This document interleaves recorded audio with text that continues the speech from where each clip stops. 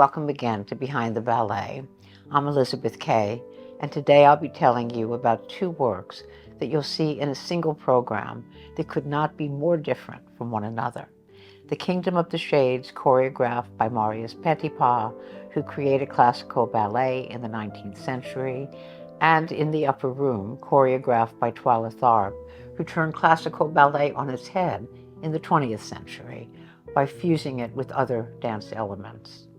And yet these two disparate artists, born 123 years apart, are irretrievably linked because dance is an art continually renewed by courageous, perceptive artists like Tharp and Petipa, who scrutinize dance in their particular time and see far beyond it, and then envision and give us what dance can be. Tharp's In the Upper Room is a dynamic, dazzling work, and one of the more than 160 works she's choreographed since establishing her own company in 1965. These works are comprised of 129 dances, 12 television specials, 6 Hollywood movies, among them Hair, Ragtime, and Amadeus, 4 full-length ballets, 4 Broadway shows, including Movin' Out, set to the music of Billy Joel, and 2 figure skating routines.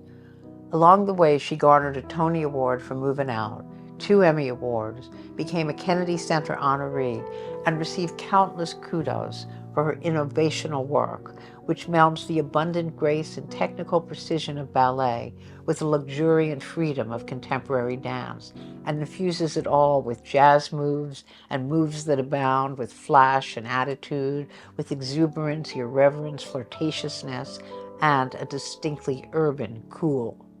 Now, if this doesn't sound revolutionary now, it was absolutely revolutionary when Tharp instituted it in 1973 with a work she called Deuce Coupe, set to music by the Beach Boys. This was the first fusion work and the first dent in the impenetrable wall that historically existed between ballet and contemporary dance, a wall so high that, for example, Martha Graham refused to allow her modern dancers to take a ballet class. But Tharp had no use for walls, and she signaled the direction of her own work and by extension the trajectory of American-made dance when she asserted some time ago, "I'm beginning to think that walls are very unhealthy things." Twila Tharp was born in Indiana. Her mother named her after the girl who was crowned Pig Princess at the 89th Muncie, Indiana Fair. Her name was Twyla, but Twyla's mother had big plans for her infant daughter, so she changed Twyla to Twyla, which she decided would look better on a theater marquee. So grand were her mother's plans that Twyla's birth announcement read, "She'll grow up to be famous, of that we've no doubt." Twyla's preparation for fame began at 18 months old, when her mother gave her music lessons that revealed that Twyla had absolute pitch and could pick out on the piano any song her mother sang.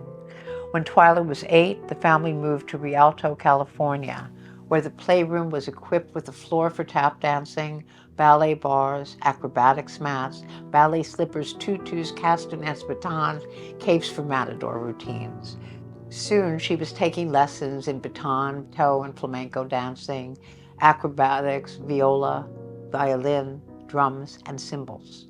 When she was 12, she began taking ballet classes. Of that, she says, "I entered a new world."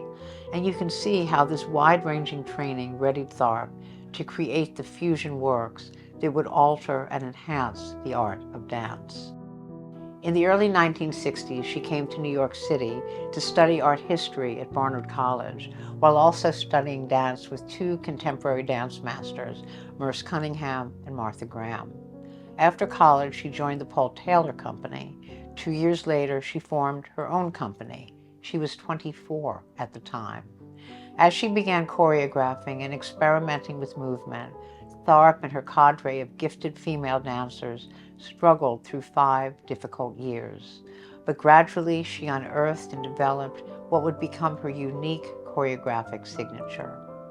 By the time she came to ABT in 1976 to create a work she titled Push Comes to Shove, she had dancers moving in ways they had never envisioned. ways so unusual that ABT dancers were exclaiming, "She wants me to do what?" The leading role in Push was created on Mikhail Baryshnikov, who had joined ABT after defecting from the Soviet Union.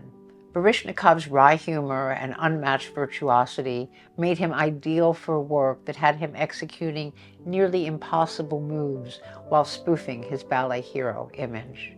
And Push became a sensation that sealed Tharp's reputation as a major choreographic voice. Several years later, she returned to ABT to set In the Upper Room on the company. This epic, gorgeously relentless, plotless work is Tharp at her best and most daring. It's performed to a 9-part score by Philip Glass that is both gentle and pulsating and perfect for a work that requires its 13 dancers to evince fierce power and flowing grace.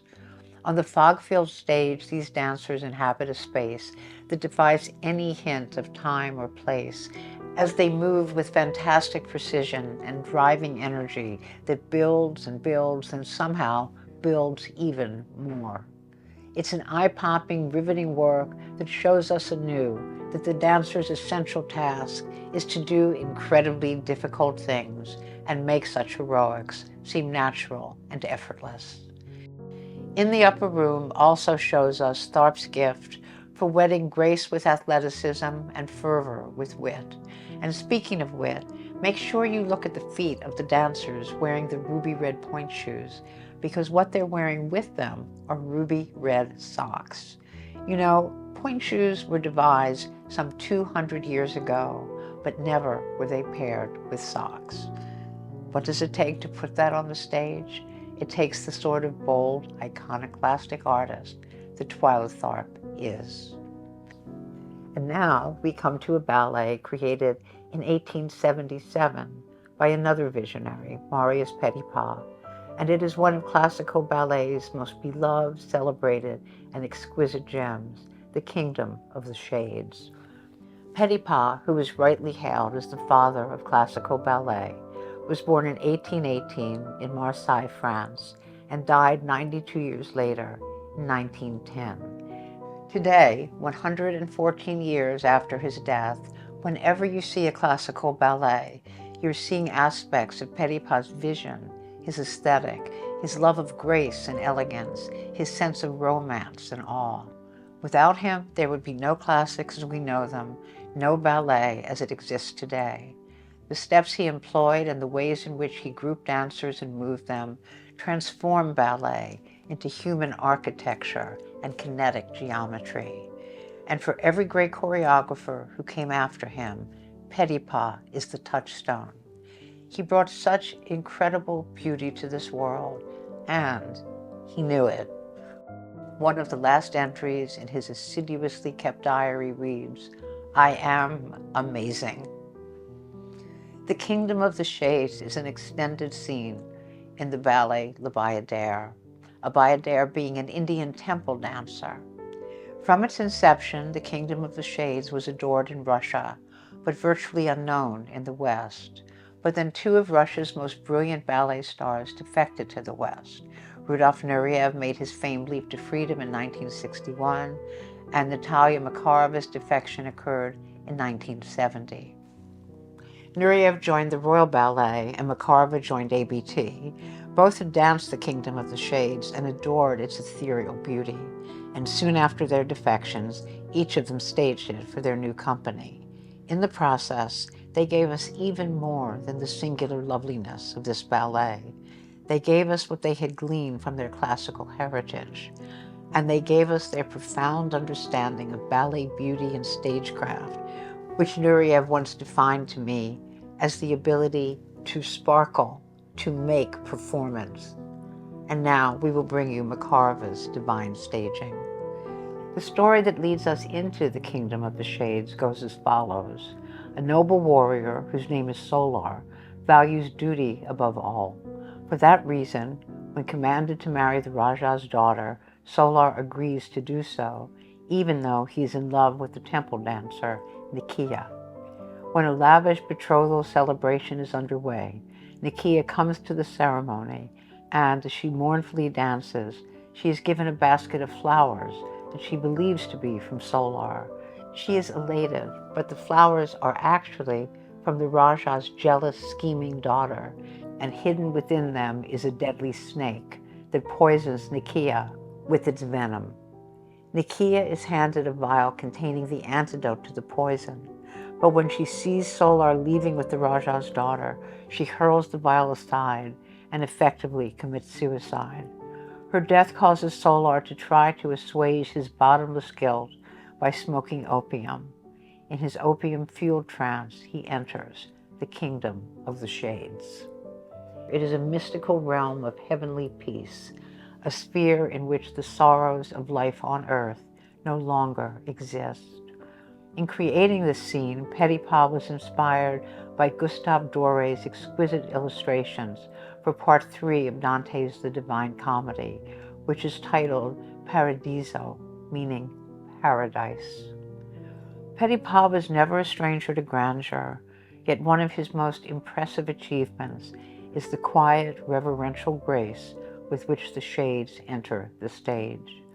One by one, 24 dancers, clad in glowing white tutus, appear on the darkened, moonlit stage and move across it with remarkably simple steps, arabesque with one leg held high and one arm stretching forward as if reaching for something unseen. The arabesque is followed by a deep back bend with arm raised, then step, step into arabesque again.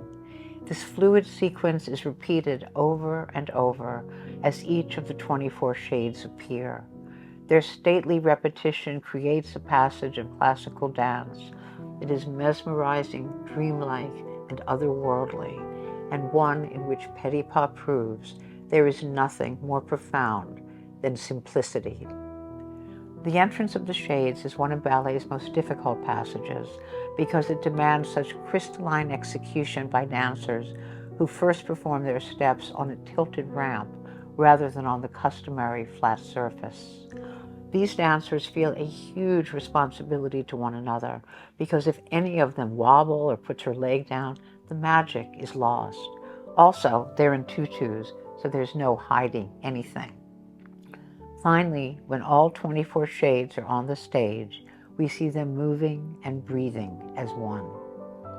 Because of the challenges posed by the entrance of the shades, it's the only passage in ballet for which no one is allowed to watch from the wings. The entire backstage is cordoned off and blacked out so the dancers can concentrate sufficiently. At ABT, before performing the shades, the dancers, almost all of them from the corps de ballet, gather on stage, link pinkies, and chant, "We can do it, we can do it, we can do it, yeah." Their entrance is followed by a pas de trois, a dance of three, performed by 3 soloists who then perform solos that are among the most taxing and lovely ever created. When all the shades have left the stage, the agonized Solar appears and beholds a beautiful vision, the temple dancer he so dearly loves, yet betrayed. Now, reunited in this Elysian paradise, they dance separately and together and then perform what is called the scarf dance. For this, they dance connected not by touch, but by each holding one end of a long diaphanous scarf. It's a wickedly difficult and brilliantly invented bit of choreography that elevates this moment between Solar and Nikia into one that is deeply connected, deeply sensual, and the embodiment of bonded spirituality. All in all, Petipa's extraordinary kingdom of the shades is the essence of ballet magic and an everlasting gift from the father of classical ballet. This program also features 2 pas de deux, those wonderful, enthralling dances of 2. You may see the blissfully romantic Sylvia pas de deux, choreographed by Balanchine for his wife at the time, the prima ballerina Maria Tallchief. It's paired with Twila Tharp's delicious Sinatra suite, in which 2 dancers perform to 5 classic Sinatra songs, including Strangers in the Night and My Way. Or you'll see the beautifully lilting pas de deux from Great Galloping Gottschalk, choreographed for APT in 1982 by Lynn Taylor Corbett and originally danced by Robert LaFosse and our artistic director, Susan Jaffe. In closing, I'd like to tell you about a moment that occurs just before each performance, when the lights in the theater have dimmed and you, their audience, sit in your seats in the dark, anticipating the performance. And backstage, the dancers are also in the dark, also anticipating the performance. It's a moment that symbolizes the irrefutable fact that dancers and their audience are bound in a lovely and profound way, because we come to their performances seeking the beauty and the respite from everyday life that they seek to provide. Goodbye for now, and thank you for joining me for Behind the Ballet.